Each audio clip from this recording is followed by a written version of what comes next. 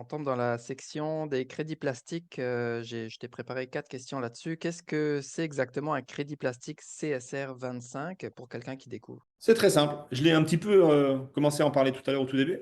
Un crédit plastique, c'est une preuve numérique qui va attester que si tu en possèdes, par exemple, 10, le ratio, c'est 10 crédits plastiques égale 1 kilo de déchets plastiques de retirer de l'environnement. Donc, dès l'instant que tu vas demander à la compagnie de retirer 1 kilo de déchets plastiques de l'environnement, elle va devoir le prouver, te l'attester avec un reçu digital numérique qui s'appelle un crédit plastique CSR. Tu vas parler du CSR 25 parce que tous les déchets plastiques qui vont être retirés dans l'année 2025, d'accord, tu vas recevoir un crédit plastique CSR 25 parce que c'est une action qui a été faite en 2025. Les actions qui seront faites en 2026, ça s'appellera le CSR 26. Il faut juste voir le CSR 25, par exemple, 26, 27, etc., comme un outil qui atteste que tu as bien fait retirer de l'environnement une certaine quantité de déchets plastiques. Et il est basé sur la blockchain, c'est pour ça que c'est un reçu digital numérique, pour qu'il y ait une transparence, qu'il y ait une réalité et que ça puisse être visible par le monde entier, tout simplement. Des gens qui pourraient être sceptiques, qui pourraient dire, ouais, c'est bien beau, ils disent qu'ils ont retiré 1 kilo de plastique, ils ont créé 10 crédits plastiques, mais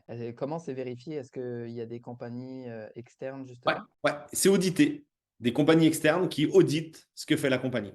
La compagnie est obligée de fournir les preuves et d'attester tout ce que la compagnie fait. Donc derrière, il y a encore une certaine véracité sur ce que propose la compagnie, ce que fait la compagnie avec ses cabinets d'audit. Prochaine question. Pourquoi ces crédits plastiques peuvent-ils prendre de la valeur dans les prochaines années?